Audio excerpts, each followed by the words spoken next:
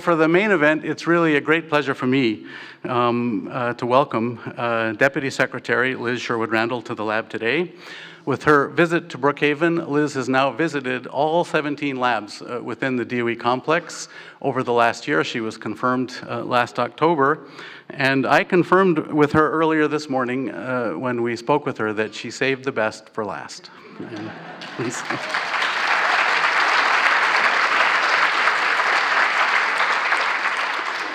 During the afternoon, we've had a chance to show her a sample of all the things we do here. We visited NSLS2, we went to the Center for Functional Nanomaterials, we looked at the relativistic heavy ion collider, and talked also about Discovery Park.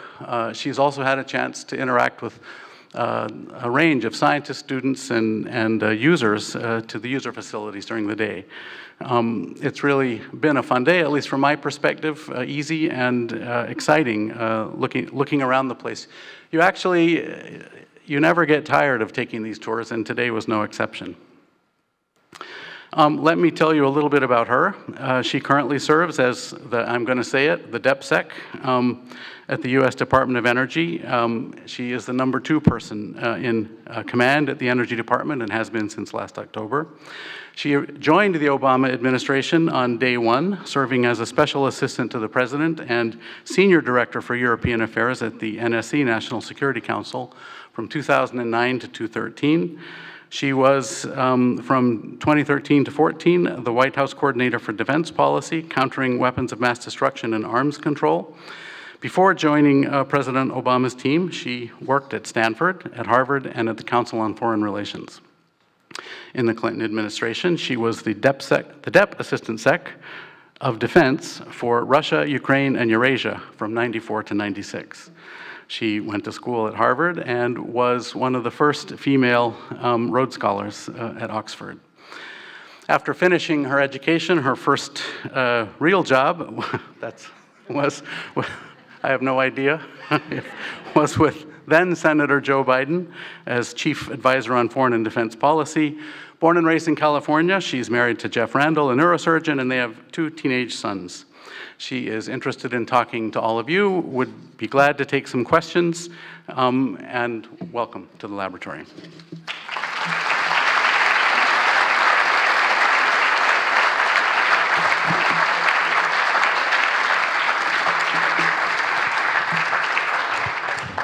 Good afternoon, and thank you, Dune, for the warm welcome. I am so happy to be here today. I've been looking forward to coming here for quite some time now, and indeed we had a false start. It's now about 10 days ago, I tried to get here and I got stuck on a tarmac in Washington in bad weather, and literally they put a ground stop, no planes could fly, and I had to call Dune from the tarmac and say, I'm not going to make it to Brookhaven today. And I was extremely keen to get here because I did indeed set this goal of getting to all of the DOE labs and our major sites in my first year as Deputy Secretary.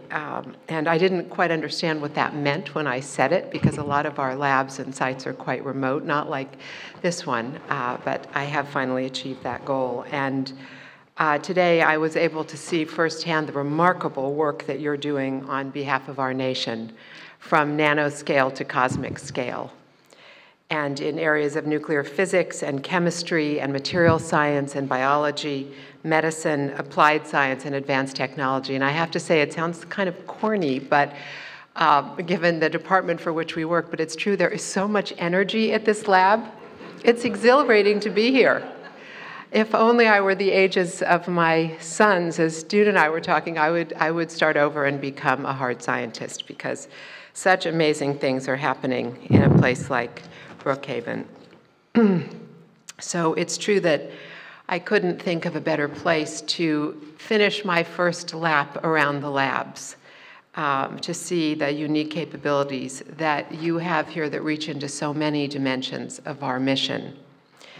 And truthfully, my time over these past 11 and a half months and my time here today has just reinforced ever more my appreciation for you, for our DOE workforce, and for the challenges that we choose to meet in our work every day together. As you heard from Dune's introduction, I came to DOE from the White House, and when I spoke to President Obama just before I left last September, he gave me some parting guidance, and he said, go over there and lift up all the great work that is done at your labs and bring it forward to the benefit of the American people. And so that has been something that I have put as one of my highest priorities in my time as Deputy Secretary.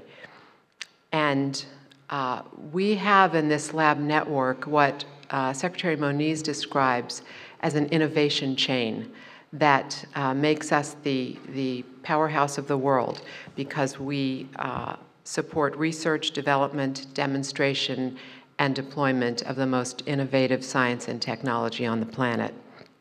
I've truly been awed by the work being done across the spectrum of science in our enterprise, in fundamental science, in the development of clean and more efficient energy technologies, and in national security, including cybersecurity, resilience, and nuclear security. And so I thought I would give you, since this is my 17th visit, a quick tour through what I've seen and learned in these last 11 and a half months. So not being trained as a scientist like many of you are, I'm a soft scientist, I was slightly daunted by what I encountered, but also completely fascinated to see the work that's being done in fundamental science to expand our knowledge of the universe.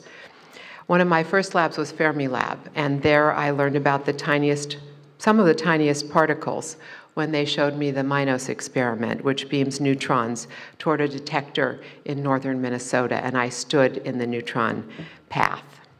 At Berkeley Lab, I visited the molecular foundry and the biggest microscope I'd ever seen, with a young scientist who I thought would levitate off the floor because he was so excited that he got to work on that microscope, where they invent on the nanoscale.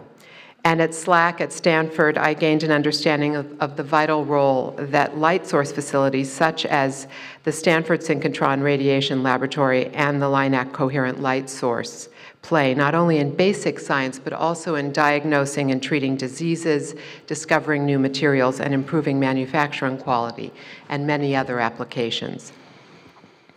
As I noted, DOE's labs and sites are also critical in building the clean energy economy of the future, something that is a priority goal for the administration.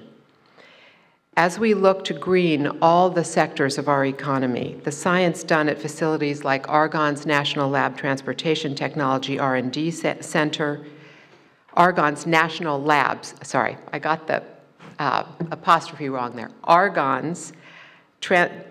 Argonne National Lab's Transportation Technology R&D Center, there, that came out right, will help us find ways to reduce carbon emissions.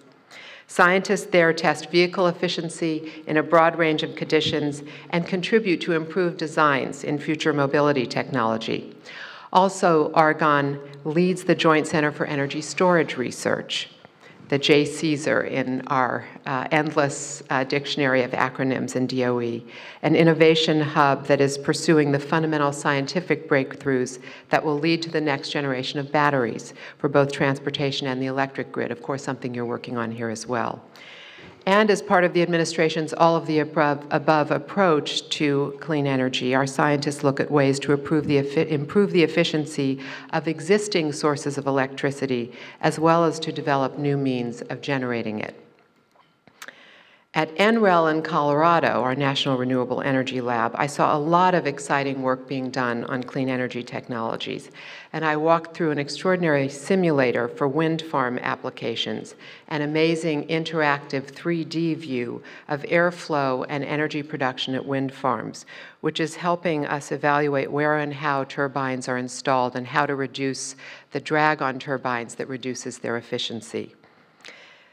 NETL, National Energy Technology Laboratory, does a great deal of work on hydraulic fracturing, which has made the recent American natural gas boom possible, contributing to our energy security. And the scientists I met there impressed me with their dedication to making sure that these new methods, which are producing so much for our nation, are also able to be employed safely. And then there's Princeton Lab, where they're working tirelessly in pursuit of the next revolution in energy generation, harnessing the power of nuclear fusion. Work like this has shown me that the DOE complex will continue to make path-breaking contributions far beyond the tenure that Secretary Moniz and I will have at the department's helm. Our vast enterprise also plays a critical role in national security and works extensively with the private sector to maintain and improve the resilience of our electric grid. Just recently, I went out to the Pacific Northwest National Lab, PNNL, where they've opened a new systems engineering building. In that building, they are pioneering innovative work to better manage loads on the grid and protect them from a variety of threats. This is an undertaking that the Secretary has tasked me with pursuing during my time at DOE. And at Idaho National Lab, they operate a full-scale test bed where they can evaluate a multitude of scenarios and help develop better practices and better protections for the grid for everything from cyber intrusions to severe weather impacts. Of course, the origins of our department are in the nuclear security mission, and we have a vast set of responsibilities in that domain. I have to say that though I've spent my lifetime, as you heard, working on nuclear security issues, I had not fully appreciated until I came to DOE how much this mission is fundamentally about extraordinarily human tasks. The tasks remain human, even with so much improvement in technology since the Manhattan Project began. Across the enterprise at Sandia, at Los Alamos, at Livermore, at Oak Ridge, and at Pantex, our production facility in Amarillo, Texas, at the National Security Campus in Kansas City, at Savannah River Site, and elsewhere, it's the people who are assembling, disassembling, assessing, and certifying our nuclear stockpile with their minds and with their hands. They succeed every day in this ultimate no-fail mission for our nation. Our workforce also includes those who are developing and deploying unique capabilities to anticipate, reduce, interdict, and respond to threats, current and emerging. And as many of you know, we have played a critical role in developing the options that the Secretary of Energy was able to bring to the negotiating table as we've worked to set back, constrain, reduce, and ultimately end Iran's nuclear program. And we will continue to be critical in the implementation of this historic agreement. We're also at the cutting edge in so many ways in this field, which I don't have time to talk about today. But I will add that we have very important responsibilities for the management of the cleanup mission, the environmental legacy of the Second World War and the Cold War across our many sites. And last month, I also visited, when I was out at PNNL, our Hanford site, and was truly awed by the scope of their mission and the care with which our team there is working to set things right and leave that land in condition that it can be transferred ultimately back to the people of the community. So having told you about the wealth of expertise and dedication to the mission I've witnessed across the complex, I'm going to come back to what I saw here today. As I noted at the outset, and as you noted, this is appropriately saving the best for last, where you have had 7 Nobel Prize winners, a center of excellence in energy security, photon science, nuclear physics, and quantum chromodynamics. And of course, as I understand it, the creators of the world's first video game in 1958 called Tennis for Two. You're not only world leaders in scientific research, you're also extraordinarily committed, as I heard today, to community outreach and education through community programs like PubSci, where Science and a Pint bring together the great minds at BNL with community members. BNL obviously has a long history in physics research, specifically nuclear physics research, and more recently has also been a major force in photon science, materials science, nanoscience, and a wide range of other disciplines. I know you are, and very proud of this history. In 1947, BNL began its research into the peaceful application of atomic energy, and today I saw the legacy of those promising beginnings. I had the opportunity to visit your newest facility, the National Synchrotron Light Source 2, or NSLS-2, with John Hill. First light, as I know, was achieved at this facility just over a year ago after a major construction effort that came in on time and under budget, notably with the help of Recovery Act funds. NSLS-2 will be a key to helping the United States maintain our important global leadership in photon science and light sources. We talked about that while we were there today, and will enhance national security and help us drive abundant, safe, and clean energy technologies for the future. Additionally, when it's fully built out, NSLS-2 will be able to host an estimated 4,000 or so scientific researchers from academia, industrial, and government laboratories each year. The talented people that this lab attracts will undoubtedly make major breakthroughs in critical scientific areas, such as energy security, environment, and human health. I also had the opportunity today to see firsthand how BNL is addressing our nation's energy challenges. John Misevich and Emilio Mendez showed me around the Center for Functional Nanomaterials, one of our department's 5 major nanoscience research centers, where researchers are working to understand the chemical reactions and physical structures of materials spanning just billionths of a meter, hard to imagine, and how these phenomena can be exploited to address the nation's energy challenges. And I had a chance to learn from a remarkable postdoc, Dunhua Yan, who talked to me about the discoveries they are making that will allow us to develop new photovoltaic capabilities in the future. Scientists from industry and academia also flock to the CFN and its cutting-edge research.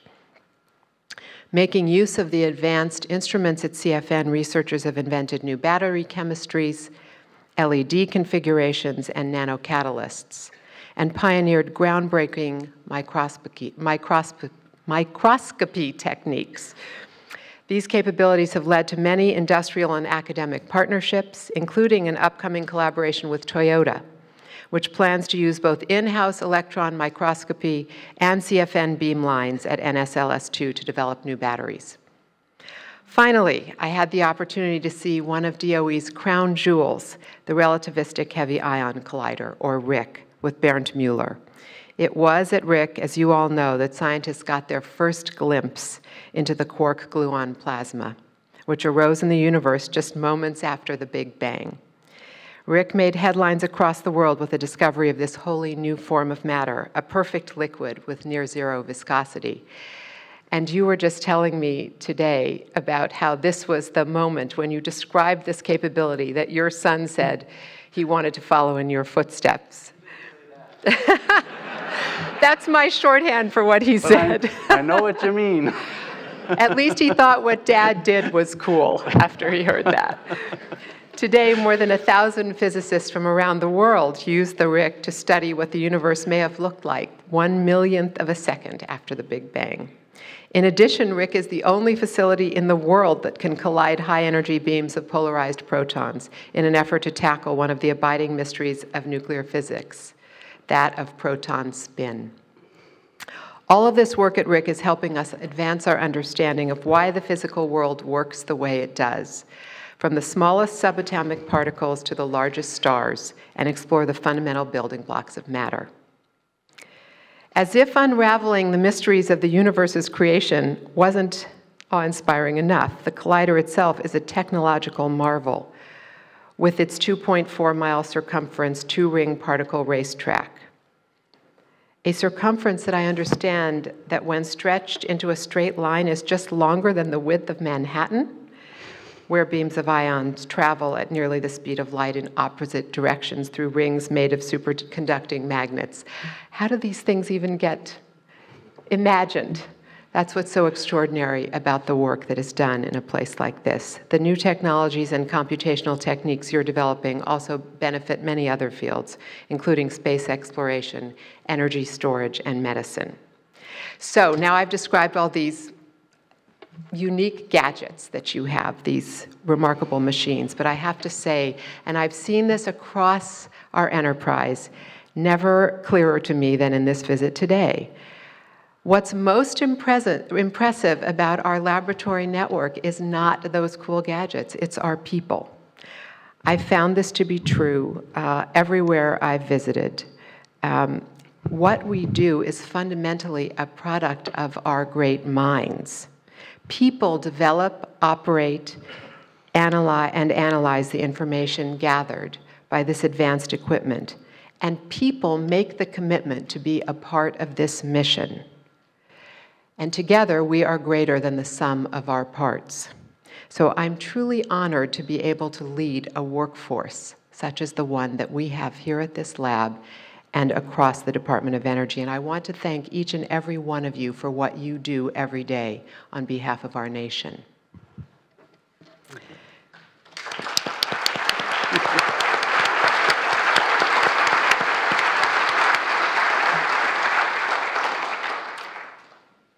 To best support your unparalleled talent, we in headquarters know that we have to understand your needs at our labs and our sites.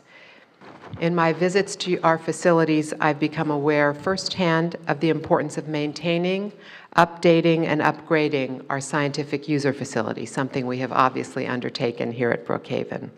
Whether for research, for nonproliferation, or for cleanup, our work requires us to build and operate unique facilities. And our management and operations contracting approach needs to help and not hinder that mission. There have been a number of studies of how we do our business in DOE recently, the Mies-Augustine report, the Krennel report, and others. And they've made lots and lots of recommendations for improving DOE's project management. And we've also heard directly from our workforce that there is indeed room for improvement. The Secretary and I have begun a sustained effort to strengthen the dialogue between headquarters and the labs, and that includes forums like the Laboratory Operations Board and the National Laboratory Directors Board, and all-hands meetings like this one. Relatedly, before I close, I want to touch on a priority that June already mentioned, and that's your safety. As I said, at DOE, our people are our most valuable asset, and we have to do everything we can to keep you safe. So I'd ask you to continue to be vigilant. You already have obviously achieved some goals, as was described at the outset. And know that we are working to create an environment across the enterprise where if you make a recommendation for safety improvement, it reaches the right person and we take effective action. Safety is a shared duty and responsibility for all of us. We feel it in Washington, in the Horseshoe, and we want you each to feel it every day. So in conclusion, I want to underscore the importance of the work that you do here to keep us in this great nation on the cutting edge. Dune described your mission to me today. I thought it was just a perfect statement. Your mission is to discover solutions that power and secure America's future. I love that statement. I think we could put it as a banner across the Department of Energy. As I said, your work helps us to expand our knowledge of the world and of our universe. Your research is bringing us closer to a more resilient and sustainable energy future. Nothing is too small or too large for BNL to research. From nanoscale to cosmic scale, you're working to unlock the wonders of the physical world around us. I'm grateful for what you do every day. I feel privileged to serve in this role at DOE, and I'm so happy that I got to end my tour at a dynamic place like Brookhaven. So I look forward to taking a few of your questions, and if you have concerns you want to express to me, I'll take them back and work on them. Thank you so much for taking the time to join me here today.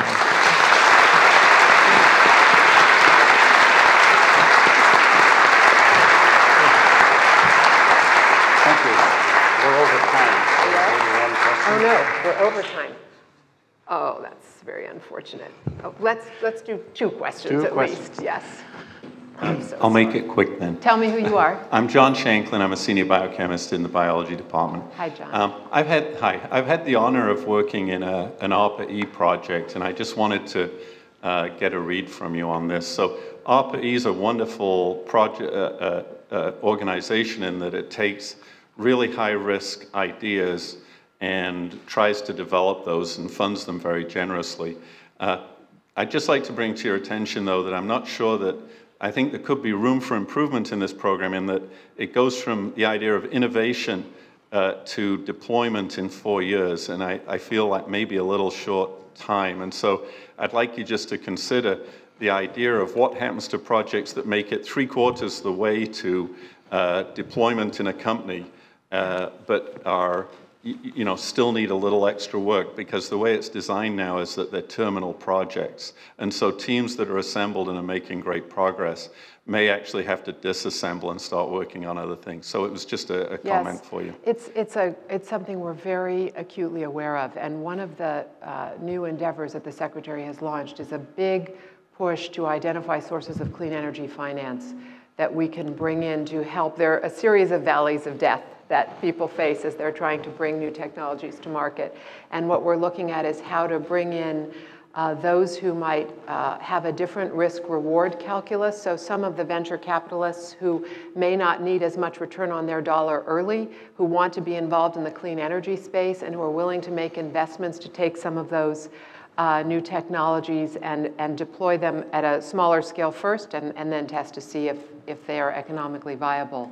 So a lot of work being done on that, joining forces with the White House, which is making a big push more broadly on this front. And interestingly, we're finding that there's both philanthropy and also private sector interest in this undertaking. So thank you for that. Unsolicited comment might be, it might be also nice to have some venue within DOE to push things to the point which people may want to pick them up commercially. Anyway, with that, I'd like to just... Tell me your last name again. Shanklin. Shanklin, thanks. And I'd just like to underscore what Dune said, is that we're all absolutely thrilled you're here and come to talk to us. Thank you very much. Thank you. Thanks. And that one other question? It's your call. Yeah, I'll make the call. I'll be late. Unless nobody has any more questions. I want to thank the security force in the back for being here with us. One of the things that I work on in our headquarters building is the crucial role that our force plays in making it possible for us to do our jobs in a very unpredictable environment. And I thank you all.